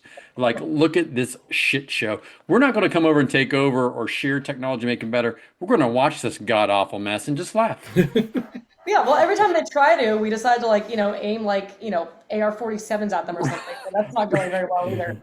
Right, we're not very inviting for, aliens. Goddamn UFO with the shotgun, just like it's not. They're going to take our jobs. They're gonna take our jobs. Like it's not. Can't do anything with that, man. They're just gonna stand back and watch everything slowly collapse like a flan in a cupboard or something. Just like a train wreck. Have you guys, speaking of dreams, have you ever had dreams where you're trying to run away from somebody or something and you can't move very quickly? You move slow. I don't know. My biggest issue is I can't throw punches in dreams. Me too. I was just going to say that. It's like... So there's a reason that you can't punch or run in your dreams. I just read about this 100% over the weekend. It is your brain keeping you from hurting yourself because your body wants to actually act the stuff out. So it is your brain slowing everything down so you don't hurt yourself or somebody next to you. Yeah. But I'm pretty sure I kicked the blankets off my bed the other night. You might have. Yeah? In that dream, yeah. Have you guys dreamt that you're falling and then you kind of wake up and like you hit the mattress? Oh, like you do that jerk thing? Yeah, but it feels like that's like when you're hitting. Yeah, that's weird. That's the worst. I get pissed off when I have those dreams. Actually, it's rude, and it's inconsiderate of my rest and my nervous system. I don't like it. No, I woke up pissed at one of my friends and the drummer of my band last week because I dreamt that we had a gig, and Brian, it's the gig that this fall with the Filthy Heathens were doing. He didn't practice or something, so he just didn't show up to it, and just because he didn't practice, we need a goddamn he just drummer. Didn't show up. I'm like, motherfucker! I woke up and I texted him. I said, Brian, I'm mad at you. He's like, why? I'm like, I just had a dream. You didn't show up to a gig. Fuck you. It's like cheating dreams, but yes. Right? So you look over your wife, she's mad. You're like, why are you mad? Well, you cheated on me. No, in my dream you did, so I'm punishing you for it. Same thing. Well, do you guys have like nonsensical dreams where the scenes just change and it just doesn't make any sense at all? Yeah, but it makes sense at the time. You're like, yeah, that seems totally reasonable. Why wouldn't I go from a Dairy Queen to, my bathroom shower? most vivid dream you remember from a kid? Is there like one dream that you have that sticks out to you? Yes, I have one. I was very, very young, like a toddler, and I have like this intense fear of spiders. Apparently, I used to play with them when I was really young, and then I guess like my kindergarten teacher, educated us about spiders, and I lost it. So I had this dream. I was in a very small room, and it was purple with a purple couch, and I was in the room with my brother, who I've never met, and there was a huge spider that was like floor to ceiling spider, and I took one of its legs and I started bashing it like bandits. And that's stuck with me for the last 25 years, so it's a pretty good one. That's a little Lord of the Rings. Yeah, it was probably Shelob. That's probably what happened. Somebody showed me Shelob way too early. Usually we're asking how to fend off a zombie apocalypse. Now we know how to kill a giant spider. Strip off a leg and beat it to death with it. Yeah, you grab its legs and you whack it around. Montana, do you have a dream that you still remember from a child? Yeah, maybe like adolescence. I don't know, like maybe 13 years old. I was spending the night at my grandmother's house. I was like cutting her grass. And apparently this character that appears in a lot of people's dreams. The Hat Man. The Benadryl Man. What? The Benadryl Man? What's that? I'm laying in bed and I see this like shadowy silhouette of a figure like creep down the hall in my grandmother's house and like walk into the room and slowly like put a pillow over my face. And I wake up and I'm in that bed and there's a pillow over my face and I have like sleep paralysis. That's awful. Oh, the sleep paralysis demon. Yeah. Well, let me tell you about the Hat Man. So Reddit is a wonderful place still to this day because you have things like communities of people that just take Benadryl for fun, I guess. Okay. At least they're not going to itch, I guess. Right. Recreational Benadryl, and I guess there's this.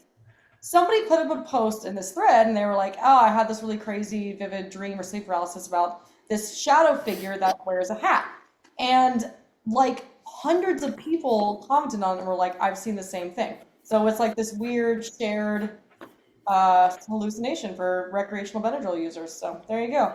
Well, is that like a fever? Is that like a fever dream though? The same thing when you're really sick and you like have the weirdest experience under the effects of NyQuil. I didn't know I was dreaming. It didn't seem very strange. Yeah. Yeah, I don't know. It's very realistic. I was in the bed that I was sleeping in. I've never had a dream like that. I would assume if it's Benadryl induced, because did you guys ever hear when you were kids, if you like take Benadryl and you stay up, then it's like tripping on acid. Yeah.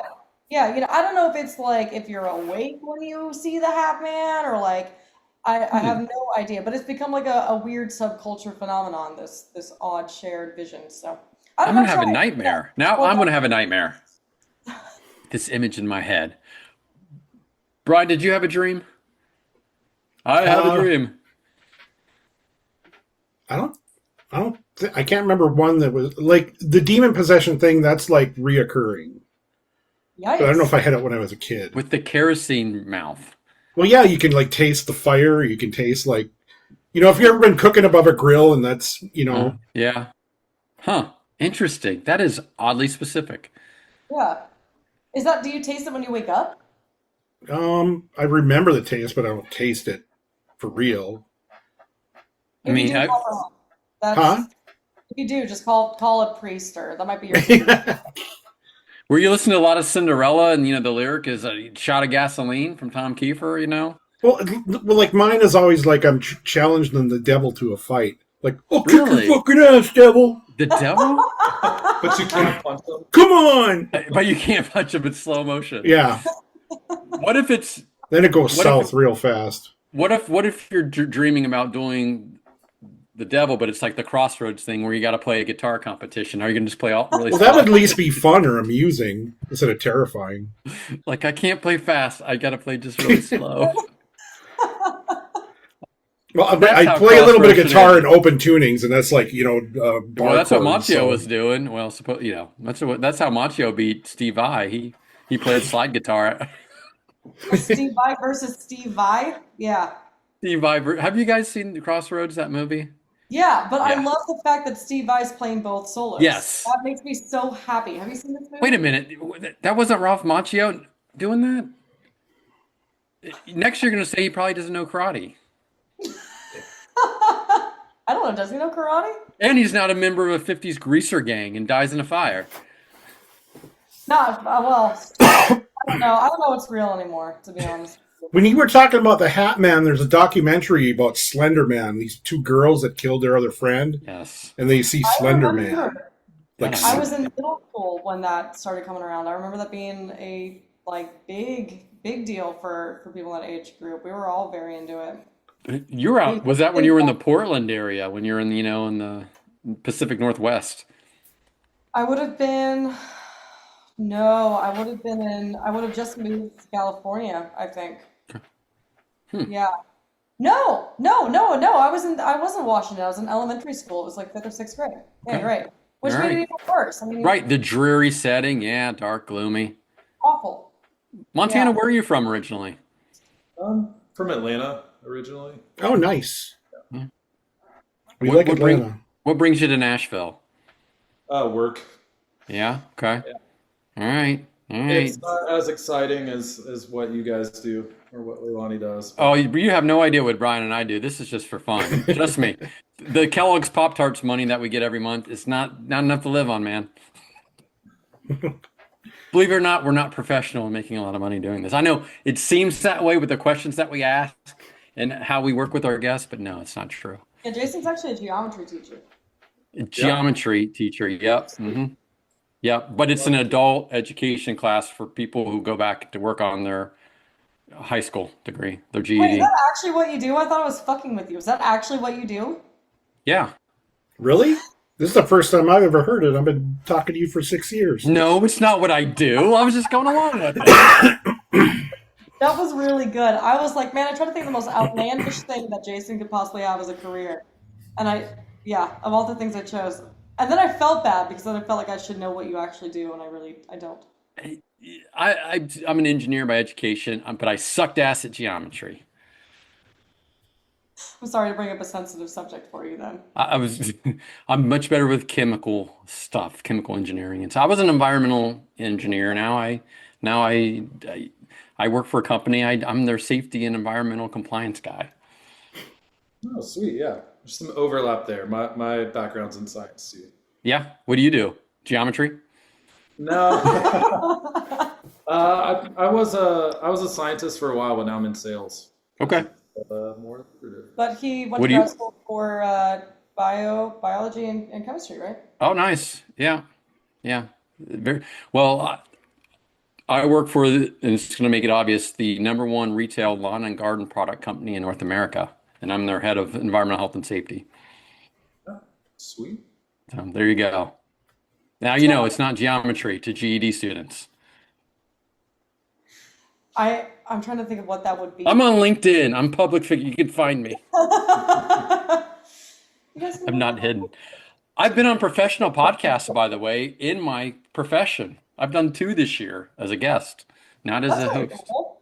Yeah. Did you tell them what they were doing wrong? Were you like, hey, do No, they want to just, one was about kind of our programs and some of the unique things that we did. And another one they were both professional podcasts, and they were more to sell the company's services, what they were doing, but they were asking a lot of questions specifically about what we did and how we did our. This is boring as fuck. Who cares? This is an off-the-air conversation. Nobody gives a shit about any of that stuff. Who's listening to this? You got to make something up. You need to title this. You need to put a drowsiness warning on this podcast for anybody. Yes. Operating. Here's what my job is. It's to keep stupid people from killing themselves at work. That's what I have to do. I have to figure out ways to outsmart dumb people from chopping their body parts off or dying. Done. It's like, don't drink this chemical. Don't spray this chemical into your mouth. Brian, you'd be very surprised. People really do get kerosene, Brian.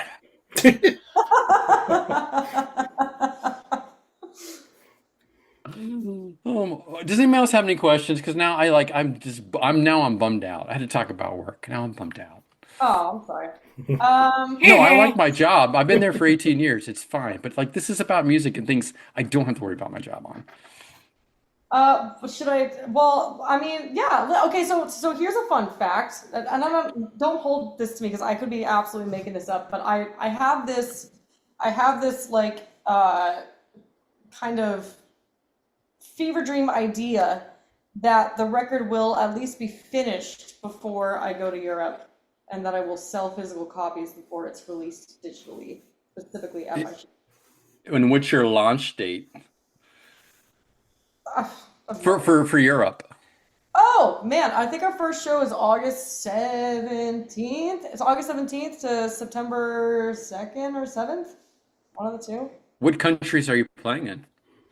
Germany, Belgium, the Netherlands, and France. And then I have a little bit of time off, and then I'll be hopping on to Josty's tour and doing some stuff with Oh, him. back with Yossi. All right. I dig that partnership. That's cool. You fit in well there. Yeah, it's a good time. Man, I wish I had more to say about my record right now because I'm so excited about it. One of the songs did get ruined for me because it got and it was the song that I was most excited about. It's the song that I didn't, the one song I did, well, just two songs, but the song that I didn't write that I could have changed and chose not to. And the opening line, it's like this very like Tarantino-esque kind of song, and I was so excited about it. And we're listening through the demo yesterday, and we're like 3 or 4 songs in. It's like right at the end of the day. And the first 2 lines are, look at your hands all covered in blood. And we're listening to the demo, and those 2 lines kick off. And Rob McNally, who's the guitar player, he looks at me and he goes, man, is this song about your period? And it really Oh my God. your song for me. So now I've ruined the song for everyone else too. So you're welcome. I'm doing a great job with my PR here. Well, then there's that other song, right? What That other had song? previous lyrics. What are the Country. clues? There's a song that I borrowed. Do you guys know who Sadler Vaden is? Jason Yeah. Isbell's Yeah. Oh guitar? yeah. Yes. I loved his Yeah. last solo album. It was great. Phenomenal, super nice guy. So Paul, the producer, is the guy that bought Sadler that SG that Gibson just released a version of for Sadler way back when all his stuff was stolen. So Sadler, works very closely with Paul. Sadler has a bunch of riffs that were not used for anything that I stole, but somebody took one of the riffs and had cut their own version of the demo over it. And so when we started working on this song and like trying to tie this riff into one of my songs, I had to listen to some Nashville guy go, girl, I heard the news. He ain't been good to you. And just every time I hear this riff, I'm stuck with this country honky tonk southern like bar band draw. And the guy that is probably like the nicest guy, like he's probably a wonderful human being, but I just can't get this thing out of my head. So I tried really hard with this record to intentionally stray as far away from that as humanly possible for my own sake and everyone else's. But yeah, so some of the stuff that you'll hear on the record actually are Sadler's riffs that I was given permission to steal. I think he worked with Elliot Easton on that album, his last solo album, didn't he? I wouldn't know. From the That's a Cars. The Cars guitar really? player. Yeah. Oh man. Oh, that's so sick. Cars are so great. Didn't he play with Gorman in Trigger Hippie or something else, like I don't know live if with those guys? he might have sat in and done some stuff with them, but he wasn't traditionally like Jackie Green sang Right, the right. guitar, and then Ed Jurdy. yeah, he was on the other one. So I don't know. Sadler Vaden, you can't go wrong there. He's a badass. Yeah, he's Kudos. gonna be cutting a solo on the record on one of the songs one of the riffs that I borrowed. He's gonna be cutting a solo, which will be great. Wow. Very stoked about that. Also gonna have Rob McNally do a guest spot, as well as Oddly Free. Really? Yeah. Wow. Yeah, actually, we had an emergency co-write with him. We needed like 2 more songs, and he came up, and he just came in, nicest guy in the world. I've never met him. Yeah. Fucking Most oddly wonderful, freed. wonderful human being. He came in and he was like, well, man, I've had this chord progression for a while, and like I haven't really done anything with it. And so I took it and I wrote one of the songs. It's called Isn't Love, and it's one of my favorite tracks on the record. So that was the courtesy of Oddly for that chord progression. White whale for me for this podcast. I have his cell phone number. I've talked to him in person, and we've never been able to get him. He is such a wonderful human. And then he had another riff that we borrowed for something called Devil's List. And so he's going to be doing a guest spot somewhere on the record too, which I'm really stoked about. Do you know Tony Higbee? I know his name, but I don't know him personally. He does an awesome Oddly impression. He It's does just like an spot incredible. on. Really? And Sebastian Bach. Oddly and Sebastian Bach nails. Two completely different ones. Sebastian Bach gets out. That is incredibly different. Oddly Freed is like this nice Southern gazelle. Yep. And Sebastian Bach is I don't even know what, like an 80s glam rock lion. I'm not sure. He's like the Tasmanian devil if he's 80s glam rock. Right, exactly. So, more fun facts about the record, guys. Hopefully that's helpful. We'd had talks about trying to get a couple of other people, like some really, really big names, guest spots on there. But Oddly Freed is like a huge name. Sadler Vadesy. Yeah. I'm so sorry. I don't mean to knock Sadler and Ollie. They're awesome. I know. We're trying to find a spot for Marcus King and hoping that works out. Oh, good Lord. Yeah, no kidding. He should be on this podcast too. And like, I don't know. His PR doesn't seem to think so. What? Have you guys talked to the Lovell sisters yet, Lark and Poe? Yep. Yeah. Yeah, a couple years ago. Yeah, we had them on. Yeah. I mean, we've done pretty well in like some of the mainstream stuff, but some people are choosy. It took 6 years to get Warren Haynes, and the big guys, you got to like find the right time, and it's just got to happen. That's why Brian wasn't able to get on with me, which was terrible, because the time that Warren was available, Brian was not available, and he's like, we just got to do it. So. Oh, I'm so sorry. Yeah. You should feel sorry for Warren more than anybody. This is the kind of shit he got. I get it. I started doing this interview gig for Guitar Thrills magazine, and it's Yes. specific times that you reach out. But like you guys don't, I don't know. I stress about those kinds of things. Like I'll spend a lot of time compiling. Like I basically just write a condensed autobiography for these people for fear of forgetting something or skipping over something. But a lot of what we do, though, is like, again, with you've come on and Jax, is we're introducing artists that people should know, whether they're kind of on the radar, up and coming, to the audience. So if we do too much prep work and like you don't have these nice natural conversations and the personality, and it's fun for us to learn while the audience is listening and learning too. Yeah, absolutely. In fact, I would prefer that format. A lot of stuff that I do, and just the handful interviews that I've done, it's like very question based because it's going to get written up. So there is no space for conversation. Well, you got to transcribe. Yeah, it's a short form interview. This is long form. It's completely different things. But this is what I like, because Brian and I aren't journalists, right? And we like to talk to people and find out stuff. It's more natural for us. If we tried to script things out, I don't think it would come off very well. Speaking of transcribing. How are we feeling about AI, gentlemen? Evil. It's just so like data centers. People AI can pick data up centers. on it. It is just so, like Johnny back here. Yeah, Johnny had the right idea, man. He was onto something there. What do you think about AI as an artist? I think it's horrific. Yeah, I think it's so demoralizing, and the other thing that I've started to see that really bothers me is AI using people's likeness, Yeah. I think that's a huge problem. I know that, Tennessee at least passed a bill where it is illegal and like artists' likeness is protected in the state of Tennessee, but that's not nationwide, and it's actually state by state. So somebody out of state uses your likeness and it's not governed, then you can't really do anything about it. I also think that it's kind of, I don't know, it's something about it. It just seems to be really like this whole Suno thing. It just feels like it's bleeding out, actual life out of music, and I don't know. I think there's going to be a revolt against it from not the artists, but the consumers of this, because it's fake, it's artificial, it's easy, and people don't want that. They don't want that. Corporations may pick, big music may try to push that, but I think the people are going to fight. I think they're not going to stand for it. Brian, what do you think? I agree. I mean, there's AI bands on Spotify. And the first time I noticed that, I can't remember what the name of the band was, but I'm listening to it. Hey, this sounds cool. And it's like, but wait, there's no website, there's no Facebook, there's no, and the artwork that people use AI for all looks exactly the same. Exactly the same. Yeah. It's all the same font on the letters and the same shading. Artificial, easily to pick out. Like, I think it's bad. Leilani, you're right. It sucks the joy, creativity out of everything. And I think the consumer is ultimately going to revolt against it, and it's going to not become what people maybe originally thought it would be. I think so as well. I think that like with everything else, it's going to lose its novelty. I hope anyway. And I think that as hard as AI, well, as hard as AI tries, like it actually has that characteristic.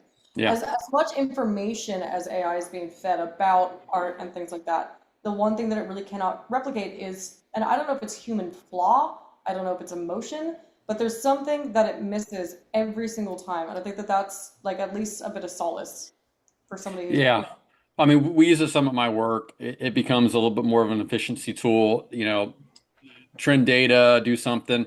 Hey, help me look up this law or regulation. And I'm sure Montana does the same thing, but you still have to know you still have to know the information to read it, to understand that it's correct. Like you can't, like it doesn't take away knowledge and everything else from it. It makes things a little faster. Yes, but it's the intelligent part is still lacking.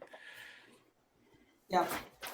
I've done it for like I like to like think of names of bands for my band that doesn't exist. And I've got, but there's like websites for that too. They ask you, so what's your favorite color? What's your favorite animal? Blah, blah, blah. But it's much, much better when a band name comes about organically, like the latest one, Topeka Diner Heist. Ooh, Oh, that's so good. that is really good. What type of music is Topeka Diner Heist? I don't know, our kind of music. Okay, yeah, I don't know. That's such a good band name. It really is. Brian, good job. See, fuck AI, they can't do that. They can't generate names like Brian can. No, that's kind of Well, no, lately I've been listening to Ward Davis and Whitey Morgan in the 78s and like Cody Jinks. I can actually play bass to that stuff. So that would, if I was ever going to play out, that's the best potential. That sounds like that kind of a band's name. We used to look at Mystery Science Theater movie episodes to come up with band names, and we were originally called the Rebel Set. We were fighting on the Dead Talk Back, Danger, Death Ray. We settled on the Rebel Set. That was our original band name, which are all Mystery Science Theater episode or movies they watched. Oh, that's so great! What a great place to draw inspiration from. Do you even know what Mystery Science Theater is? I had to, man. Have you ever seen the Paul Rudd bit, the running bit he's been doing for 15 Yes, Mac and Me. years?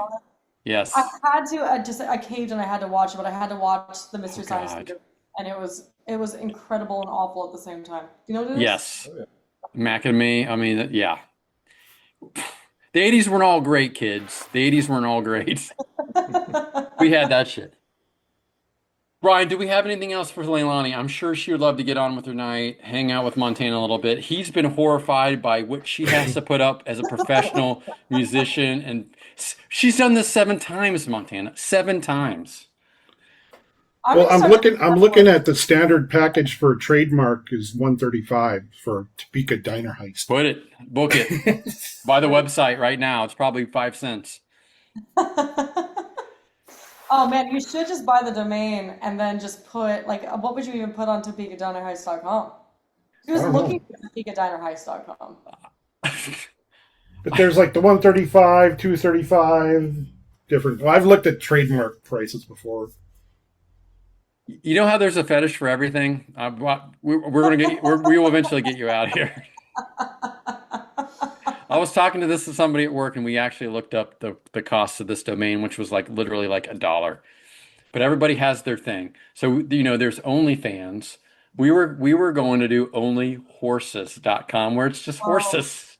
God. Nothing sexual, just horses. Is that from Elizabeth? I can't imagine the kind of traffic you would get on that website. Someone's going to onlyhorses.com. I don't know. But that was my idea. All right, Leilani, wrap this all up. Give us the summary of your record, your tour, what's going on, all the social media places where we can find you to find more information about you, and then we can get off to celebrating this 300th episode by me going to bed. Yeah, thanks for the late episode, guys. Yeah, so there are some July dates coming up. July States. July States dates. Yeah, that's God, I'm killing it today, huh?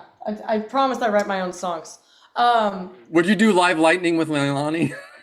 If you can say it 3 times fast, Jason, I will do Live Lightning with Leilani. Yeah, so I got some US dates in July coming up, and then I'm off to Europe for August and September. You can see all those dates on my website at leilaniklagor.com. There's also information about the album donation if you feel like inclined to look into that. Greatly appreciate it. The album is in the works. I'm going to keep everybody updated. There's also like some sneak peek preview stuff and like special bonuses depending on how much you donate if you feel super inclined to look into that. And hopefully this record will be out by the end of the year. It'll be prefaced with some singles beforehand. So really stoked about all that. And if you donate the right amount, it's still very possible Live Lightning with Leilani may happen. Nice. Woo! Thank you so much to Leilani and Montana for being a great sport. And I messaged her when we were done and told her, to thank him for being such a good sport. And she said they had a blast. Good. So that's good. It was a blast. It was a blast. And, who would ever thought that we would get a chance to make sure that we approve of Leilani's marriage? For sure, yeah.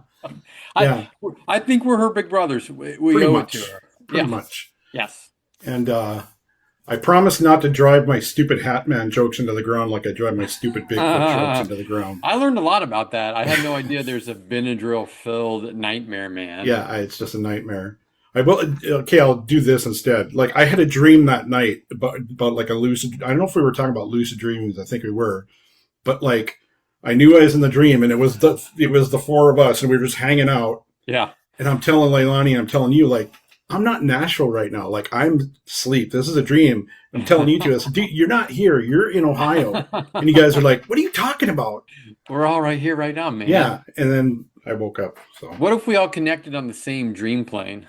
Oh my God. With Hatman? And Bigfoot? With Hatman and Bigfoot, yes. Well, that would be great. And something that we can very much dream highly of. And until then, always remember, Southern Rock is reverent. Blues is blood. We'll see you next time.